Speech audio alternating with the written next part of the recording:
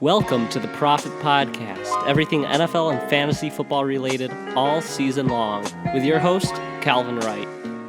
It is Wednesday, March 18th. Most of the big-name free agents have found new teams, and I am here to talk about those players.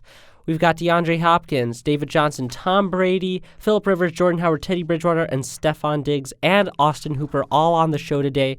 If there are more free agents that you'd like to hear about, just drop them in the comments section, and I will get to them in the next couple of days. I am going to start coming back with more podcasts now that the NFL season free agency and the draft, that's kicking up again. Hey, and I'm quarantined for the next 3 weeks, so I got nothing else to do. So let's just jump right into it. DeAndre Hopkins is the biggest one. Now, DeAndre Hopkins, the news broke that he has been traded to the Cardinals in a deal which involved David Johnson. This news broke, I'm going to be honest, I forgot free agency was happening. I don't know how, but I completely blanked. I stepped out of the shower. I get an alert on my phone and see DeAndre Hopkins to the Arizona Cardinals. I could not remember if I'd woken him. It was like a strange dream. I'm a Cardinals fan. Got the Kyler Murray jersey, the Kyler Murray little Funko Pop right here. And so when he signed, it was very exciting news, but I instantly thought, how does this affect his fantasy value? Because that's what we care about most, is fantasy football. And I started thinking, I was in group chat with some other people, and they were saying, oh, I'm not touching Hopkins in the first round, maybe not even the second round. This kills his value. Going from Deshaun Watson to Kyler Murray, this is a huge downgrade at quarterback. And I thought to myself, yeah, I do like Kyler Murray. I think he's going to be great. But yeah, it is a downgrade at the quarterback position, at least right now. However, I, for one, remember a day when DeAndre Hopkins did not have Deshaun Watson throwing him the ball. And I remember he was very good with some very bad quarterbacks. So I pulled up the stats. These are the stats I just want to read to you. These are very important stats for how we are going to evaluate DeAndre Hopkins moving into the 2020 fantasy season. 2013, his rookie season with quarterback Matt Schaub and Case Keenum. He had 802 yards and 2 touchdowns. A pretty good rookie season. 2014, he had Ryan Fitzpatrick, Ryan Mallett, and Case Keenum throwing the ball, 1,200-plus yards and 6 touchdowns. 2015, he had Brian Hoyer, Ryan Mallett, T.J. Yates, and Brandon Weeden throwing him the ball, 1,500-plus yards and 11 touchdowns. 1,500-plus yards and 11 touchdowns. An incredible year. 2016, he had Brock Osweiler and Tom Savage. He had 954 yards, 4 touchdowns. Still a decent year. Then 2017, Deshaun Watson, he's on the scene. Only plays 6 games. He gets injured. T.J. Yates comes in, plays 3. Tom Savage plays 7. And DeAndre Hopkins had 1,300 yards and 13 touchdowns. DeAndre Hopkins can get it done. Kyler Murray isn't bad. He could be good or better than Watson in the future, and I certainly prefer Cardinals and Cliff Kingsbury over Bill O'Brien. And Hopkins, he should still be valued as a wide receiver 1. You know, Michael Thomas, DeAndre Hopkins, Julio Jones, those are really the top 3. And Hopkins, his value, his ADP is going to go down because there are going to be people who say, oh, he's nothing without Deshaun Watson. He has been very good with worse quarterbacks than Kyler Murray. I expect him to still be a top 5 wide receiver. I love DeAndre Hopkins this coming year in this Arizona Cardinals offense. I would love to see him fall to the second round. He's one of those players where I never get to have him on my team because I don't draft wide receivers in the first round. So if I can finally get DeAndre Hopkins in the second round, it's all over, baby. It's all over. So let's move on. David Johnson is the next guy we're going to be talking about. That kind of goes in succession. David Johnson was traded to the Texans in a deal which involved DeAndre Hopkins. So I was expecting David Johnson to be traded at some point with Kenny and Drake coming in Arizona. But if you had told me the Cardinals would be given DeAndre Hopkins in return, I'd say you're crazy. However, that's the deal they were able to finagle. Now, I like this trade for the Cardinals. It means Drake, he's probably going to be the clear running back 1 in Arizona. And I honestly like it for David Johnson. Well, I do think his best days are behind him, and he's dealt with some injuries in the past. On a pass-heavy team, David Johnson, he still provides solid PPR points. He really didn't fit the Cardinals' offensive scheme. We saw that clearly. But I like him if he's going in the 3rd, 4th rounds. Honestly, I think he's going to go later than that because, well, he burned you last year if you drafted him. He was a first-round pick. He had that terrible year, lost the job. Now he's traded. He's a little bit of a joke. He's kind of washed. He's almost treated like Frank Gore in the fantasy room nowadays. But I like David Johnson on the Texans. I would be happy with him as an RB3, and I think he has RB2 potential in PPR leagues. Now, possibly the biggest signing of free agency was Tom Brady to the Tampa Bay Buccaneers. Now, this signing wasn't exactly shocking since it had been rumored for weeks that Tampa Bay was the favorite to sign Tom Brady. However, seeing the words Brady's days in New England come to an end, it still seems surreal. Now, in real life, I don't understand why Brady did this. I think he should just retired after 20 years with the Patriots, how many Super Bowl wins, and remembered as the GOAT. And I don't think this is going to end well for Tom Brady. Okay, what happens to Brady? We have essentially two situations. Number one, Brady busts despite the weapons and goes in remembered in kind of a joking manner, almost like Brett Favre or Tony Romo. But what happens if he's pretty good? What happens if Brady comes out and is pretty good? Look, I think the Bucs are going to be a good team. I actually liked them before they signed Brady. But I don't think they're going to win the Super Bowl no matter how good Brady is this year. I just don't think this is the year they're going to win the Super Bowl, especially in that division. So what happens if the second situation happens and Brady is pretty good? What happens then? Does he sign another year? Does he keep playing until he's just physically unable to perform anymore? Are we going to have a Brett Favre situation again? I just don't understand what Brady has to gain from signing with the Buccaneers. I have a feeling he's going to keep going until he just can't anymore, and I do not like this for Tom Brady's career. Now, from a fantasy perspective, I see this as a knock for both Evans and Godwin, more so for Evans. Look, Brady, yeah, he's better than Winston. However, what made Winston so valuable in fantasy and what made his wide receivers so valuable in fantasy is what also lost him the job. He does not care where he throws the ball. Brady is a great quarterback, future Hall of Famer, possibly the best to ever do it, but he is not going to be heaving as many deep balls, 80 yards down the field every game. So it is a knock for especially Mike Evans and for Chris Godwin. Now for Ronald Jones and O.J. Howard, I see this as an upgrade, especially for O.J. Howard. Ronald Jones, I think he will be better, but for Mike Evans and Chris Godwin, I don't think they replicate the past season they had with Jameis Winston. All right, another quarterback signing. Phillip Rivers went to the Colts.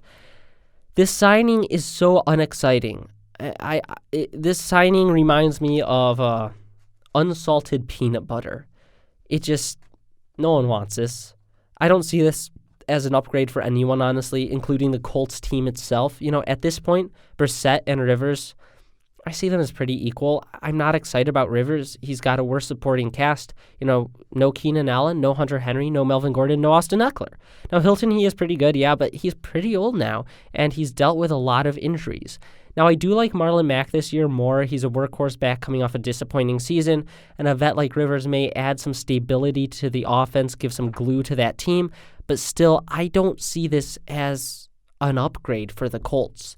I don't really understand this move. I thought they had something in Brissett for at least another year. See, let him grow. He made big strides since last time we saw him to this year, but obviously that is not the way they want to go.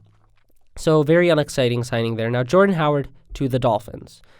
This is one of the most underrated signings we've had so far. Back in the day, way back, like two years ago, Jordan Howard, he was a good running back. It may be hard to believe, but I am excited for him fantasy-wise. This was a good signing for the Dolphins. We all know Kalen Ballage is garbage. So as of now, it will be Jordan Howard's backfield. Watch what happens in the draft, in the mini camps, training camps, see what happens. But just like Marlon Mack, he is a workhorse running back who's coming off a very bad season. So Jordan Howard on the Dolphins, especially if they get a new quarterback, I actually love that signing. He will have the goal line work wherever he is. That is one good thing about Jordan Howard. You don't have to worry about anyone hawking goal line work. Teddy Bridgewater to the Panthers. Yes. Okay, so fun story. About 10 o'clock that morning, I bought a Teddy Bridgewater card for $2.59 on eBay, $2.59. Less than an hour later, the news broke that Bridgewater was signing with the Bears. It was Happy Land here in Kentucky. I was celebrating, doing my happy dance, and then that deal, it fell through. I was like, okay, well, I guess that was $2 wasted.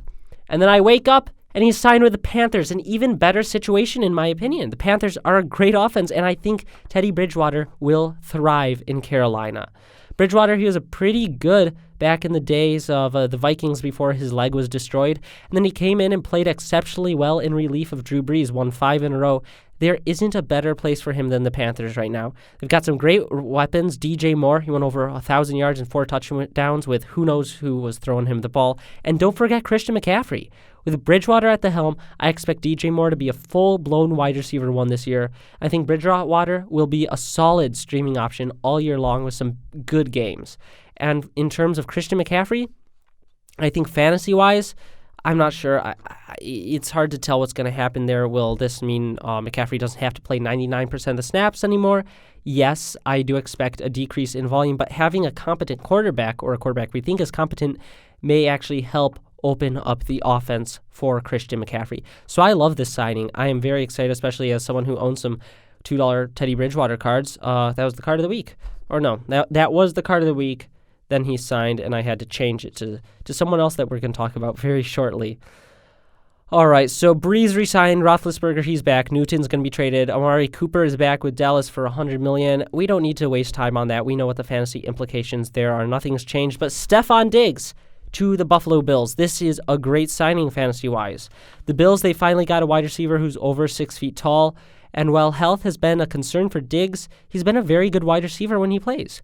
He'll be a wide receiver one on an ever-improving team, and Josh Allen's stock takes a massive leap, in my opinion. He's one of the more underrated quarterbacks, and so does Devin Singletary. Finally, a true deep threat wide receiver to open up the field. This also, I think, helps Beasley in the short routes. It does hurt John Brown, I think, for sure, but overall, it's a great signing for the Bills, fantasy-wise and in real life. This is one of the pieces they need in order to take a step forward and be a legitimate Super Bowl contender. All right, so Austin Hooper to the Cleveland Browns. I don't like this. I do not like this for anyone. Real life, fantasy-wise, I do not like this. It hurts Austin Hooper. Let's be honest. Matt Ryan to Baker Mayfield, it's a downgrade. That's a given. Next, Cleveland, they have so many mouths to feed. Odell Beckham Jr., Jarvis Landry. Heck, don't forget David Njoku is still there. But Calvin, there was Julio Jones and Calvin Ridley back in Atlanta. They had mouths to feed. Yes, Atlanta had mouths to feed. But Atlanta was a pass-first team. That's the big difference here. Atlanta is and was a pass-first team. Cleveland is not. They've got Nick Chubb. They just paid Kareem Hunt to stay. They run their offense through the running back position. Whether it's through the air or on the ground, it goes through the running back position. And their new head coach is the old offensive coordinator from the Vikings, a run-first team with Dalvin Cook. This is bad for Austin Hooper. This is bad for Jarvis Landry. This is bad for Odell Beckham Jr. Heck, it may be bad for Kareem Hunt and Nick Chubb. Still, I think he is a tight end one since the position is so shallow. He's no longer a top 3, top 5 guy. I see him more as a tight end 9, tight end 10 on the season, a low-end tight end 1. So bad news for Austin Hooper. And let's get into shortly, I didn't write any notes for it, but Marcus Mariota did sign with the Oakland Raiders. I want to talk about this since I did make him the card of the week. I bought the 2 Marcus Mariota cards for, I think, $8, and they're both numbered in 99 or something. So a good purchase there, but what do I expect from Marcus Mariota on the Oakland Raiders? Do I think he's going to start right off the bat? I have no idea if he's going to start or if it's going to be Derek Carr, if they're going to trade Derek Carr. We don't know that. What we do know, they did not sign Marcus Mariota to sit on the bench. They brought him in as competition, much like the Titans brought in Ryan Tannehill to be competition for Marcus Mariota. I bet by week 4, if he's not starting at the start of the season, by week 4, Marcus Mariota will be starting for the Oakland Raiders, and I think he could be good. He's got some great weapons there. He got Hunter Renfrow coming off a good rookie season. He's got Josh Jacobs, an almost rookie of the year running back, and he's got Darren Waller. He's got some great pieces on that offense. I think if a team finally invests in him and coaches invest in him, I think Marcus Mariota could be a good fantasy option in the future with his running ability. Obviously, I'm not saying draft him, but I'm saying keep an eye on Marcus Mariota, that situation, especially in training camp, see what they do with Derek Carr. But so that is the end of the free agency podcast. I got through all the big name signings, all the signings where you go, holy smokes, what's that going to do for them? And I hope you enjoyed this. If you did, please leave a review on Apple Podcasts. Leave your feedback wherever you can on Instagram, on YouTube. I love hearing feedback, how to make the show better, what parts you like. And once again, thank you for following the Prophet. It really means a lot that I've got people who listen to me talk about fantasy football. It really is awesome. I've loved fantasy football since I was a very, very small child, senior year of high school, and the fact that I've been able to start this from nothing, and I now have over 1,000 people who listen to this podcast, watch my videos, read my posts. It's really incredible. So thank you for following along on this, and I'll see you next time. We're going to be getting into a lot of players this coming week as we're all in quarantine. Nothing better to do. And I'll probably be watching film too, since NFL made Game Pass free for everyone. So thank you, and I will see you next time. Have a great weekend or week, wherever you're watching this. See you next time.